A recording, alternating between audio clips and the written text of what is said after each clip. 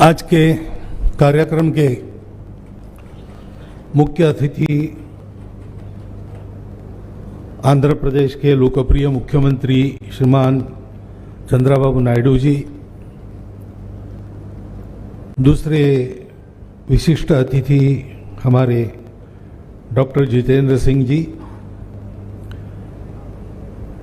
आदरणीय शेखर जी मांडे, आदरणीय सत्यप्रसाद जी, सतीश रेड्डी जी, मूर्ति गारू, शास्त्री गारू और विवेकानंद जी, उपस्थित सज्जन, माता भगिनी, विज्ञान भारती के कार्यकर्ता गण, मैं हमारे दोनों अतिथियों को धन्यवाद देना चाहता हूं। जिस विषय के बारे में मुझे बोलने को कहा है उस विषय की थोड़ी सी प्रस्तावना उन्होंने कर दी है। भारत आगे जाएगा, ये निश्चित है, और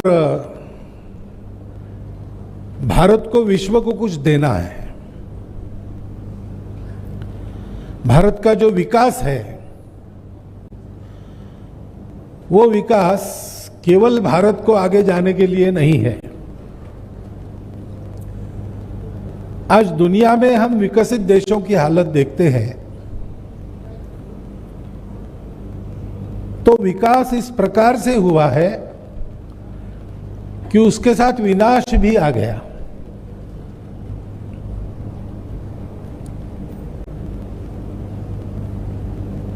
सब देश ऐसा सोच रहे हैं कि भौतिक विकास तो हमने कर लिया, लेकिन कहीं पर हम चूक गए, क्योंकि सारा विकास होता है सुख के लिए।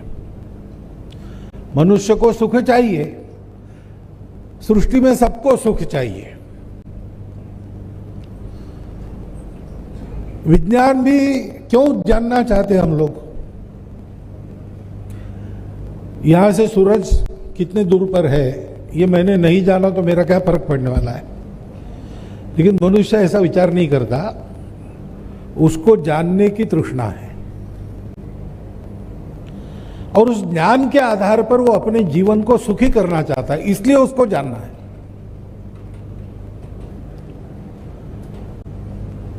तो सुख की कल्पना क्या है, इस पर विकास की दिशा निर्धारित होती है।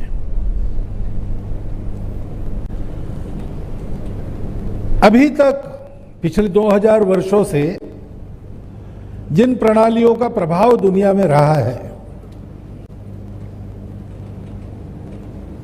उसमें यह माना गया कि सुख केवल भौतिक है, क्योंकि हम दुनिया का अध्ययन करते हैं, दुनिया के पशु पक्षियों को देखते हैं तो यही ध्यान में आता है। आहार निद्रा भय मैथुनंच, यही सुख की कल्पना है। जानवरों के लिए ठीक है, वो जन्म लेते हैं, उनको ज्ञान लालसा रहती नहीं, क्योंकि विचार ही नहीं है, और इसलिए मरते दम तक जीना है। मरते दम तक जीना है तो जीने की आवश्यकताएं पूरी करनी है। एक दिन मर जाना है, क्यों जन्मे, कब मरेंगे, कैसे मरेंगे, कोई चिंता नहीं है। सुख दुख तात्कालिक है और भौतिक है। कोई जानवर निराश होकर आत्महत्या नहीं करता, आत्महत्या केवल मनुष्य करता है, क्योंकि जानवर को निराशा नहीं होती, जो होती है वो तात्कालिक होती है और भौतिक होती है। मनुष्य का भी विकास इसी पैमाने पर नापा गया, क्योंकि वैसे देखा जाए तो एक बुद्धि ज्यादा है मनुष्य में। शरीर होता है, मन होता है, बुद्धि होती है। बुद्धि भी ब्रेन में चलने वाले रासायनिक क्रियाओं का प्रोडक्ट है, और मन दुनिया के अनुभव से हम जो गांठ बांध लेते हैं उसको मन कहते हैं।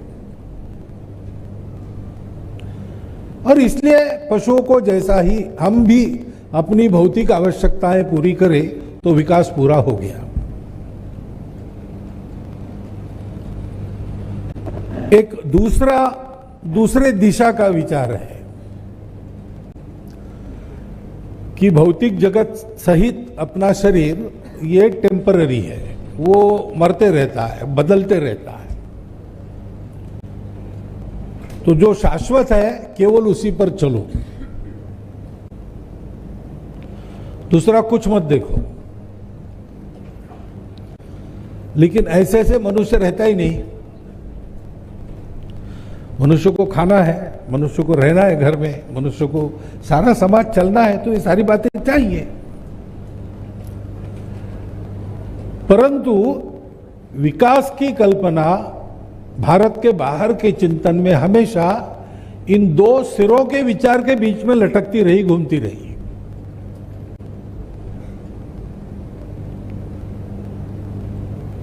हमारे यहां हमारी दृष्टि अलग है। हमने ये समझा कि सृष्टि दोनों बातों से चलती है। भौतिक जगत का हम अनुभव लेते हैं, अपने ज्ञानेंद्रिय सब बाहर देखते हैं, बाहर की दुनिया का अनुभव होता है। अनुभव होता है तो वो है, वो मिथ्या है यानी असत्य नहीं है। मिथ्या इज रिलेटिव ट्रुथ। कुछ दूर तक वो भी सत्य, उसमें से जाना पड़ता है। तो रोटी, कपड़ा, मकान, स्वास्थ्य, शिक्षा, ये सब चाहिए। उसमें आराम चाहिए, कष्ट कम करने चाहिए, परंतु यहां रुकना नहीं चाहिए। वास्तव में सुख चाहिए तो दो बातें हैं। सुख अपने अंदर होता है, बाहर नहीं होता है, मानने पर होता है। एक रसगुल्ला खाएंगे सुखी होंगे, 25 खाएंगे तो अधिक सुखी होंगे, 50 खाने वाले भी है, 100 खाने वाले भी है। परंतु कभी न कभी ये स्थिति आती है कि फिर से रसगुल्ला सामने लाया तो उल्टी होने जैसी भावना होती है। तो रसगुल्ले में सुख नहीं है, सुख हमारे अंदर है। ये हमारे अंदर जिसको सुख होता है वो कोने खोजो तो सुख का सोर्स ही मिल जाएगा, क्योंकि सुख बाहर नहीं, सुख अंदर है। और दूसरी बात है, सुख अकेले का संभव नहीं है। मैं अकेला सुखी हो नहीं सकता। मान लीजिए दुनिया की सारी संपत्ति मेरे पास आ गई, मेरी सारी आकांक्षाएं पूर्ण हो गई, मैं अकेला सुखी हो भी गया तो भी बाकी दुनिया मुझे सुख से जीने नहीं देगी, क्योंकि बाकी दुनिया है। मैं अकेला जी नहीं सकता, मुझे परिवार चाहिए, मुझे अपने रिश्ते नाते चाहिए, मुझे पेड़ पौधों को भी आदत हो जाती है। सुखी होने के बाद भी मैं जू में जाके प्राणी देखता हूं या जंगल में जाके उनको उनकी प्राकृतिक अवस्था में, ये सब चाहिए मुझे। ये सब जब तक सुखी नहीं होता तब तक मैं सुखी नहीं होता। इसलिए एक बात मुख्यमंत्री जी ने कही, बड़ी महत्व की बात है, विकास ऐसा नहीं होना चाहिए जिससे समाज में दो वर्ग तैयार हो, सुखी लोगों का और दुखी लोगों का, हैव्स और हैव नॉट। ये गलत विकास है। विकास ऐसा होना चाहिए, मनुष्य की क्षमताओं में फर्क रहता है, इसलिए अपने पराक्रम से कौन कितना पाता है इसमें अंतर रहेगा, लेकिन ये अंतर कम से कम रहे। वो अंतर मनुष्य को जो अवसर मिलता है उसमें अंतर है, इसलिए नहीं होना चाहिए। मनुष्य को जो साधन उपलब्ध है उसमें कम ज्यादा है, इसलिए नहीं होना चाहिए। मनुष्य को उसकी क्षमता के अनुसार कम ज्यादा हुआ तो मनुष्य को भी दुख नहीं होता, लेकिन समान क्षमता वाले एक को उपलब्ध है, दूसरे को नहीं है, इससे दुख उत्पन्न होता है, वैर उत्पन्न होता है, और फिर बैरी एक दूसरे को सुख से जीने नहीं देते। और इसलिए विकास की भारतीय अवधारणा वो कहती है दोनों जानो। अब विचार जो किया वो अगर अधूरे दृष्टि पर किया तो अहंकार भी आ जाता है, क्योंकि मेरा ही अस्तित्व है और तो कोई है नहीं, मुझे ही जीना है। Struggle for existence, survival of the fittest. तो स्ट्रगल तो है, हमारा सबसे झगड़ा है क्योंकि स्पर्धा है, और इसलिए सबसे बलवान बन के मुझे आगे जाना पड़ेगा। मेरे उपयोगी होंगे उनको मैं रख लूंगा, मेरे लिए अनुपयोगी है उनको छोड़ दूंगा, उनका विचार नहीं करूंगा, और विरोधी है उनको समाप्त करूंगा, क्योंकि मुझे सुखी होना है। और सुख के बारे में ये शाश्वत है, मैं अकेला सुखी हो नहीं सकता, मुझे सुखी होना है तो सबको सुखी होना पड़ेगा। वो इस अधूरी दृष्टि में आता नहीं। उसकी सबसे लंबी छलांग क्या है? Maximum good of the maximum people.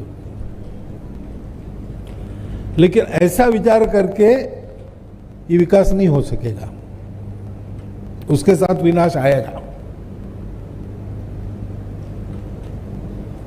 दृष्टि चाहिए सर्वे पे सुखिनः सन्तु। और इसलिए विज्ञान का विचार ये केवल अर्थ काम का विचार नहीं हो सकता। जो अर्थशास्त्र की विदेशी व्याख्या है वो बताती है कि means are limited, ends are endless. तो इनको बैलेंस कैसे करना, इसका शास्त्र अर्थशास्त्र है। कम साधनों में मैं अधिक से अधिक कैसे पाऊं। विकास की भारतीय अवधारणा क्या है? अर्थशास्त्र की व्याख्या चाणक्य ने की है कि प्रजा का योगक्षेम जिससे चलता है वो शास्त्र अर्थशास्त्र है। प्रजा यानी जिसने जन्म लिया, जो हुआ। अब प्रजा हम है, सब मनुष्य है, जीव जंतु भी प्रजा है, पेड़ पौधे भी प्रजा है, सब कुछ हुआ है।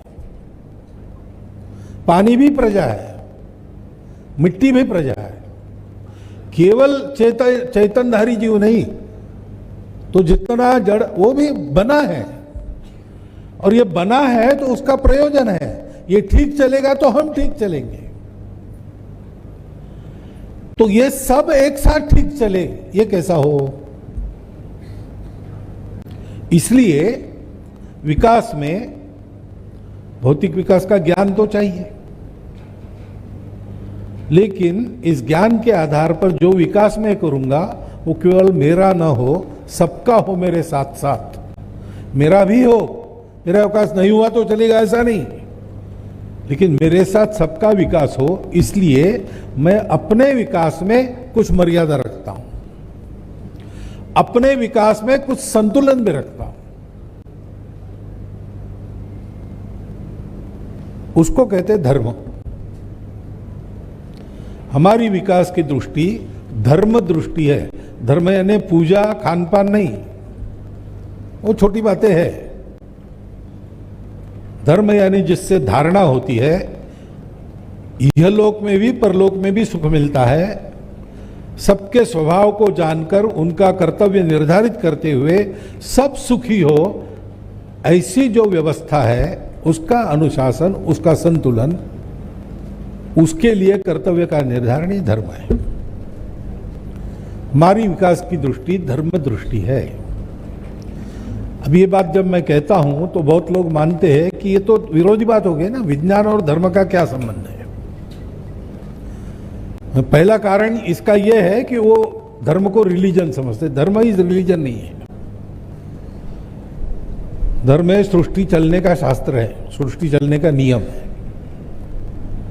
वो आप मानो न मानो वो है, वो कोई भी उससे अलग हो नहीं सकता, उसी के आधार पर चलता है। उसमें गड़बड़ होती है तब विनाश होता है। उसको पहचान के चलना। परंतु विज्ञान में धर्म का स्थान नहीं, क्योंकि यह माना गया है कि धर्म में विज्ञान का स्थान नहीं। अभी जो फंडामेंटल है यही गलत है। विज्ञान और धर्म या अध्यात्म, इसमें कोई झगड़ा नहीं है। रास्ते अलग अलग है, लेकिन गंतव्य तो एक ही है, जानना। सत्य को जानने वाली बात है। भौतिकता की मर्यादा में विज्ञान को हमने जकड़ दिया, वरना विज्ञान भी वहीं जाता। आप देखिए, अभी जो प्रगत विज्ञान है वो कॉन्शियसनेस की बात कर रहा है कि नहीं? और वो कहता है, नोएटिक साइंस नाम का नया नाम आजकल हम सुन रहे हैं। जो हम पढ़ रहे थे साइंस कॉलेज में, तब हमने नहीं सुना था। वो कॉन्शियसनेस स्टडी है। वो स्टडी कहता है कि consciousness is not local, it is universal. दुनिया भर में जो कॉन्शियसनेस है वो एक ही है। अब सर्वम खल्विदम ब्रह्मम, और इसमें क्या फर्क है? ब्रह्म भी बोध ही है, प्रज्ञानम ब्रह्मम। अगर प्रज्ञानम ब्रह्मम है तो कॉन्शियसनेस और प्रज्ञान समानार्थी शब्द है। विज्ञान भी उधर आ रहा है, तो फर्क कहां है? फर्क केवल मेथोडोलॉजी में है। विज्ञान की पद्धति है, बाहर देखो, प्रयोग करो, प्रतीति लो, और अनुभव के आधार पर तथ्य पक्का करो। आपको एक अनुभव आया, उससे नहीं होगा, सबको वो अनुभव आना चाहिए, और कभी भी वही अनुभव आना चाहिए। जो आप कर रहे हो, अनुभव आ गया उसके कारण, वो करके दूसरों को भी वो अनुभव आना चाहिए, रेप्लिकेबल होना चाहिए, तभी उसको सत्य मानो। अध्यात्म क्या कहता है? यही कहता है, बिना प्रतीति के बात मत करो, केवल हाँ में हाँ मत मिलाओ, अनुभव करो, और जो अनुभव तुमको आता है वो सबको आ सकना चाहिए। स्वामी विवेकानंद रामकृष्ण परमहंस के पास गए और उन्होंने प्रश्न पूछा कि आप बातें कर रहे हो भगवान की, भगवान आपने देखा है क्या? तो रामकृष्ण परमहंस ने कहा, देखा है, देख रहा हूं, तुमसे ज्यादा स्पष्ट दिखता है, मैं बात भी करता हूं उससे, और तुम अगर चाहते हो तो मैंने बताए हुए रास्ते पर चलो, तुमको भी दिखेगा और तुम भी बात कर सकोगे। तब उनको माना। ये अध्यात्म की रीति है। विज्ञान की भी वही रीति है। विज्ञान बाहर देखता है, जड़ में संशोधन करता है, अध्यात्म सूक्ष्म में संशोधन करता है, उसमें देखता है।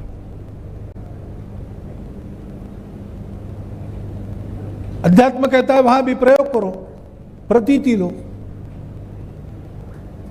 इसलिए विज्ञान के साधन भौतिक है, हम तैयार कर सकते हैं, उनकी शक्ति बढ़ा सकते हैं, लेकिन कहीं ना कहीं रुक भी जाते हैं, क्योंकि कितनी बढ़ाएंगे। 1971 में मैंने रीडर्स डाइजेस्ट का कॉमेमोरेटिव वॉल्यूम पढ़ा। उसमें एक आर्टिकल था, द स्टारी यूनिवर्स। अब किसने लिखा मैं भूल गया, वो एक जाने माने शास्त्रज्ञ ही थे, मेडिसिन के क्षेत्र में थे। उन्होंने वो लेख, नहीं फिजिक्स में क्षेत्र में थे, उन्होंने वो कहा है लेख में कि हमारे साधन अब अधूरे हो गए, क्योंकि हमारी दूरबीन से हम बड़े से आकाश गंगाओं का पता लगा लिया, लेकिन वो हमको बताता है कि अभी जो हम देख रहे हैं आकाश गंगा को, वो मान लीजिए 200 लाख प्रकाश वर्ष दूर है। तो अभी हम जो देख रहे हैं वो इतनी पुरानी जानकारी है। अभी वहां क्या है हमको नहीं, वो 200 लाख वर्षों के बाद आपको पता चलेगा। तो ज्ञान वहां नहीं पहुंच सकता, अप टू डेट नॉलेज नहीं मिलता, उसके आधार पर तय नहीं कर सकते कोई, क्योंकि अभी दिख रहा है वो पुराना है, अभी क्या होगा पता नहीं। और छोटी से छोटी बात, कणों में चले गए, कणों को भी विभाजित कर दिया। अब ये हो गया कि कण है कि ऊर्जा है, ये भी मुश्किल है, और देखने जाते हैं तो डिस्टर्ब हो जाता है। तो माइक्रोस्कोप भी हमारा फेल हो गया। अब अगर हमको देखना है, जानना है, तो प्रकाश से ज्यादा गति वाला साधन चाहिए, जो भौतिक दुनिया में हमारे लिए असंभव है, क्योंकि हमारी भौतिक दुनिया में इतना ज्यादा स्पीड हो गया तो साधन है वो टूट जाएगा, हम बिखर जाएंगे पार्टिकल्स में। इसलिए उसने कहा कि अब हमको एक साधन का उपयोग करना चाहिए, वो साधन है मनुष्य का मन। उसका वेग प्रकाश की गति से ज्यादा है और इसका अध्ययन पूर्व में ज्यादा हुआ है, विशेषकर भारत में जाकर हम लोगों को नाम उसने लिए है, अमेरिकन लेखक ने। पातंजल योग सूत्र और योग वासिष्ठ जैसे ग्रंथों का अध्ययन करना चाहिए और आज हो भी रहा है। तो इसलिए अध्यात्म और विज्ञान ये दोनों विज्ञान ही है, यानी आज का साइंस जिसको कहते वही है। हमारे यहां अंदर के ज्ञान को ज्ञान कहा है, बाहर के ज्ञान को विज्ञान कहा है। इसकी विद्या है, उसकी अविद्या है और दोनों चाहिए। एक के पीछे लगे तो अंधकार में खप जाओगे, विज्ञान के केवल अविद्या के पीछे लगे तो अंधकार में फंसोगे, केवल विद्या के पीछे लगे तो उससे भी ज्यादा गहन अंधकार में फंसोगे। अविद्यया मृत्युम तीर्थवा विद्यया मृतम अश्नुते, ये उपनिषदों का आदेश है कि भौतिक जगत का ज्ञान प्राप्त करके मृत्यु भय को दूर करो और आध्यात्मिक जगत में गोता लगा के अमरत्व की प्राप्ति करो। ये जीवन जीने का तरीका विज्ञानाधिष्ठित हमारे यहां माना गया। जब मैं विज्ञानाधिष्ठित कहता हूं तो साइंटिफिक, ऐसा मेरा कहना है, क्योंकि दोनों साइंस है। और इसलिए भारतीय ज्ञान परंपरा का उल्लेख हुआ। 2000 साल पहले हमने क्या क्या किया था, लेकिन उसको कपोल कल्पित कथा मानने वाले लोग हैं, हो ही नहीं सकता। हमारे पहले कोई नहीं जानता था, ये थियरी है, अहंकार है ना साथ में। और नितांत अनसाइंटिफिक एटीट्यूड है, क्योंकि साइंस के सामने कोई क्लेम आएगा तो क्लेम सुन लिया जाएगा, क्लेम को परखा जाएगा, ठीक है तो स्वीकार किया जाएगा, नहीं तो रिजेक्ट किया जाएगा। तुम क्लेम कर रहे हो वही गलत है, ये बिना प्रयोग के कहना ये साइंटिफिक नहीं है। संतः परीक्षान्यतरत भजन्ते, परीक्षा करने के बाद अच्छे लोग स्वीकार करते हैं या रिजेक्ट करते हैं। बिना परीक्षा किए चला। हमारे देश में जो राज्य करने वाले बाहर के लोग थे, उनको लगा कि इस देश के गौरव को अगर इनके पास आने दिया तो लोग फिर से हमको निकाल देंगे, तो इनको सदा आत्महीन बना के रखना चाहिए ताकि इनका कोई गौरव स्वाभिमान न हो। और इसलिए हमको उन्होंने यही बताया कि तुम्हारे पूर्वज नितांत अनपढ़ लोग थे, कुछ नहीं जानते थे। तुम्हारे वेद उपनिषद जो सारा प्राचीन तुम्हारा ज्ञान भांडार है, चतुर्वेदा पुराणानि सर्वोपनिषदस्तथा रामायणम भारतम च गीता सद्दर्शनानि च जैनागमा त्रिपिटका गुरु ग्रंथ सतांगिरा, ये जो ज्ञान निधि है वो तुम्हारा ज्ञान निधि नहीं है, वो भांग की नशे में तुम्हारे लोग बड़बड़ाए उसको ही लिख के रखा है। तुम्हारे सारे ग्रंथों में को एक तरफ रखा और हमारी लाइब्रेरी का एक पुस्तक सामने लाया तो वो बहुत कम है, हल्का है। इस अहंकार के साथ हमको ये पढ़ाया गया कि है नहीं कुछ। लेकिन अब सोच रहे हैं बहुत कुछ है, मिलता है, तो कैसे खो जाओगा? तो एक मेथड है, पाया है और वो सत्य। आज के विज्ञान के निकषों पर भी वो सत्य है, अनुभव पर तो परंपरा से सत्य ही चल रहा है। तो मेथड से दो, लेकिन ये हमको पता नहीं था। ये विज्ञान आज का होता है, किनके पास होता है? ज्ञानी लोगों के पास होता है ना। कोई गोली आप खा रहे हैं, वो क्या है, कैसी है, उसके परिणाम क्या है, कैसी बनती है वगैरह, ये ज्ञान आपके पास नहीं है। और वो ज्ञान बदलते रहता है। घी खाओ तो कोलेस्ट्रॉल बढ़ेगा, घी बंद कर रहे थे। अब आ गया कि गाय का घी खाने से ठीक होता है और देशी गाय का खाने से ठीक होता है। कहीं आ गया, यूट्यूब पर आ गया, हमने पढ़ लिया, तुरंत हमने घी शुरू कर दिया। कितने ही बातों में ऐसा ही चल रहा है।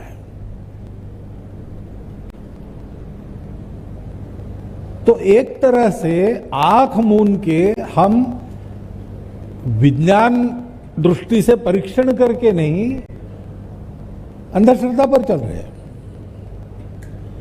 जैसे पुराने परंपरा में अंधश्रद्धा रूढ़ियां है, उन पर चलते, वैसे ही इधर भी चल रहे हैं।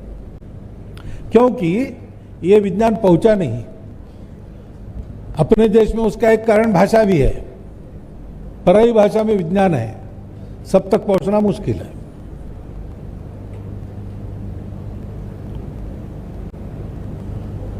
और पहुंचा ही नहीं। अब हमारा जो ज्ञान है हमारी परंपरा का, उसके ये डिटेल्स नहीं, लेकिन उसका व्यावहारिक उपयोग करना नहीं करना, कैसे करना, इसका निर्णय प्रत्येक व्यक्ति कर सके, इतना ध्यान झोपड़ी तक भी पहुंचा है। इसीलिए दादी या नानी पोते को कहती है, भैया सूर्यास्त हो गया, पेड़ को हाथ मत लगा, पेड़ सोते हैं। अब वो अगर आज की पीढ़ी का होगा और दादी को पूछेगा कि सबूत दो, तो दादी कुछ नहीं बता सकेगी, लेकिन उनको पता है कि ये ज्ञान है, ये विज्ञान है, पेड़ भी सोते हैं। ये कोई जगदीश चंद्र बसु जी ने पहली बार बताया ऐसा नहीं है, हमारी परंपरा में ऐसी कितनी ही बातें हैं। और इसलिए आज आवश्यकता है कि आधुनिक विज्ञान में जो कुछ लेने लायक है, और बहुत कुछ है, क्योंकि 3 फैक्टर्स हमारे पास भी थे, उनके पास भी थे। एक फैक्टर केवल हमारे पास है, उनके पास नहीं है। तो बाकी 3 फैक्टर्स के आधार पर जो जानना है वो तो उन्होंने जाना ही है। और हम बीच में रुक गए। आक्रमण जब शुरू हो गए तब हमारा अनुसंधान रुक गया, रिसर्च रुक गया।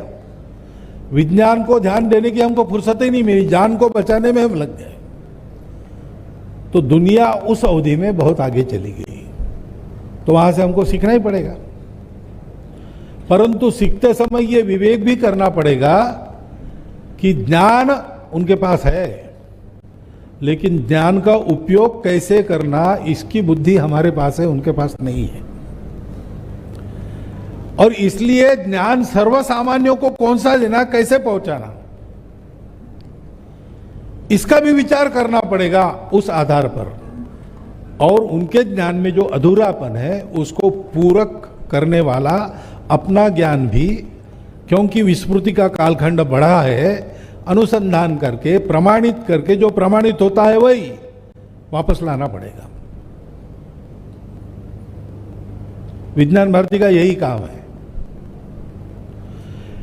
एक तो ये जो अंधश्रद्धा हुई है कि भाई अमुक मेथोडोलॉजी से अमुक इसमें आता है वही ठीक है, दूसरी मेथोडोलॉजी नहीं हो सकती, इस अंधश्रद्धा को दूर करना। ऐसा कहते हैं कि एक बैरोमीटर ऊपर के मंजिल पर पहुंचा दो, ऐसा स्टूडेंट को कहा। तो स्टूडेंट ने शिक्षक को कहा कि मैं चाहे जैसा पहुंचा दूं, क्या आप मुझे बताएंगे कैसे पहुंचाना है। मुझे क्या मतलब है, ऊपर जाने की सीढ़ी है, वहां से तुम जाओगे दे दोगे, ये बताने की आवश्यकता है। बोले नहीं, ये भी हो सकता है कि मैं अपने मित्र को बुलाऊं, वो गैलरी में खड़ा होगा, मैं नीचे से फेंक दूं, वो झेल लेगा, या वो एक रस्सी नीचे छोड़ेगा, मैं बैरोमीटर को बांधूं, वो खींच लेगा ऊपर। बैरोमीटर ऊपर पहुंचाने के तरीके तो बहुत है। अब उसकी बात सही है कि नहीं, ये हो सकता है। लेकिन शिक्षक पढ़े थे टेक्स्ट बुक में, तो उसमें तो एक ही तरीका दिया था, सीढ़ी चढ़ के ऊपर जाना, दूसरा सोचने के लिए तैयार नहीं था।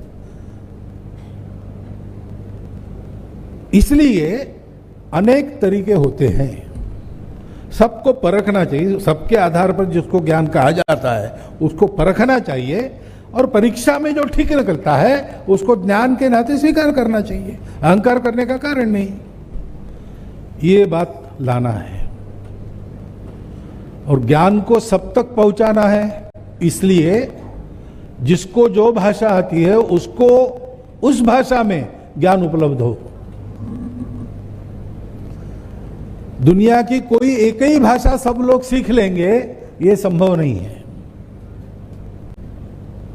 प्रत्येक की मातृभाषा अलग है और मातृभाषा में ग्रहण करने की आदत लगने के कारण शिक्षा शास्त्र ये बताता है कि मातृभाषा में जो पढ़ाई की जाती है वो मनुष्य को ठीक बनाती है, वो जल्दी पहुंचती है। फिनलैंड माना जाता है शिक्षा में सबसे बड़ा देश, तो फिनलैंड में यही, फिनलैंड देश बहुत बड़ा है, जमीन बहुत है, लोग कम है, इसलिए चारों ओर के देशों से, उस देश से निकलकर लोग वहां जाकर बसते हैं, उनको स्वीकारा जाता है। उनकी शिक्षा पद्धति में ऐसा है कि 8वीं तक मातृभाषा में पढ़ाई होती है। अन्य देशों के लोग वहां की मातृभाषा लेकर आते, उनको उनकी मातृभाषा में पढ़ाया जाता है 8वीं तक। उसके लिए एक यूनिवर्सिटी शिक्षकों की उन्होंने बनाई, उसी में से शिक्षक बाहर आएंगे। इतना मातृभाषा में ज्ञान प्राप्त करने का महत्व आज भी है। बुद्धि का विकास उससे ठीक होता है, ग्रहण क्षमता उससे ठीक बनती है। और हमारे लिए महत्व की बात है कि धर्म का भाव उसके कारण ही आता है। भाषा में भाव होता है और जहां की जो विशेषता है वो उसी भाषा में पता चलती है। धर्म हमारी विशेषता है, भारतीय भाषाओं में उसके लिए शब्द है, अन्य भाषाओं में है नहीं। और इसलिए भारत की भाषाओं में इस विज्ञान को लोगों तक पहुंचाने का प्रबंध करना और उसके आधार पर विकास की जो हम कल्पना करेंगे उसमें इस दृष्टि को ध्यान में रखना। आजकल उसमें चर्चा होती है, पर्यावरण के बारे में चिंता होती है, सस्टेनेबिलिटी की बात होती है, परंतु मूल तो यहां है कि हमने यही मान लिया कि सारा जगत अलग अलग है, इसलिए everyone for himself, they will take the hander most.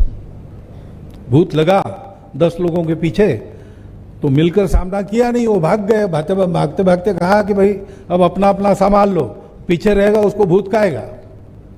अब 10 लोग आगे और पीछे भूत, ये चला तो कोई ना कोई तो पीछे रहेगा ही, एक एक को खाते चला गया, 10वें को खा गया तो 9वां पीछे हो गया, उसको खा गया 8वां, ऐसा करते करते सबको खा लिया। दुनिया ऐसे नहीं जी, दुनिया में सब लोग मिलकर रहते हैं क्योंकि सब जुड़े हैं। Existence unified, unity of existence, उसके आधार पर ही धर्म है, वो सत्य है जीवन का। और इसलिए सब रिलेटेड है, तो सब रिलेटेड है ये जानकर सबके लिए विकास होना चाहिए। माता बच्चे सहित बैठी है और भूख लगी है, कुछ खाने को दीजिए ऐसा कहती है, तो पूछते हैं लोग कि आपके लिए तो रोटी वगैरह सब है, बच्चे के लिए दूध लाना क्या, दांत नहीं है उसके। ऐसे हम सब लोग साथ रहते हैं, हमारे लिए ये चाहिए लेकिन उसके लिए ये चाहिए, वो है कि नहीं। ऐसे परस्पर चिंता, व्यक्ति को समाज की चिंता, व्यक्ति और समाज को मिलकर सृष्टि की चिंता, ऐसी चिंता करते हुए भौतिक आधार पर ही पूरे विश्व का एक सुसंपन्न जीवन विज्ञान निर्माण करने वाली विज्ञान दृष्टि और आध्यात्मिक आधार पर सबका विचार करके हमको आगे बढ़ना है। इसलिए साइंस बिल्कुल ठीक है, एथिक्स भी चाहिए, चाहे जैसे नहीं भाई। 4 छात्र गए आश्रम से पूरी विद्या करके, जंगल में से जा रहे थे, एक मरा हुआ कंकाल स्केलेटन दिखा, तो एक ने कहा कि मैंने एनाटॉमी पढ़ी गुरु के पास, मैं जानता हूं ये सिंह का कंकाल है। तो दूसरे ने कहा कि कंकाल देख के मैं कह सकता हूं कि वो भूख से मरा है। तीसरे ने कहा तुम ऐसे ही मरने के बाद पोस्टमार्टम करने से क्या फायदा, मैं तो इसको जिंदा कर सकता हूं, अभी दिखाता हूं। तो चौथे ने कहा ऐसा मत करो, वो मरने भूखा मरा है, जिंदा होगा तो खाएगा पहले अपने को। उसने नहीं, आप सबने विद्या दिखाई तो मैं, तो बोले फिर ठहरो मैं अपनी विद्या दिखाता हूं, मैंने कुछ इतना नहीं सीखा, मैंने पेड़ पर चढ़ना सीखा है और तुमने सीखा होगा तो तुम भी चढ़ जाओ। उनको नहीं आता था, ये पेड़ पर चढ़ गया, उसने शेर को जिंदा किया, शेर ने खा लिया। तो विवेक चाहिए। ज्ञान पिपासा है, ठीक है, और ज्ञान को लेना भी चाहिए, परंतु ज्ञान भी किसके लिए है, क्यों है भाई? जानना भी क्यों है? सुख संतोष के लिए ही जानना है ना। और सुख संतोष तुम्हारा अकेले का नहीं है, सबका होगा तब तुम्हारा होगा। इस प्रकार से एक दृष्टि रखकर आज के विज्ञान का विचार करते हुए भारतीयों में इस वैज्ञानिक दृष्टि को उत्पन्न करना, क्योंकि पुरानी अंधश्रद्धाओं में फंसे लोगों को उनसे बाहर निकालना पड़ेगा, लेकिन नई अंधश्रद्धाओं में फंसे लोगों को भी उससे बाहर निकालना पड़ेगा।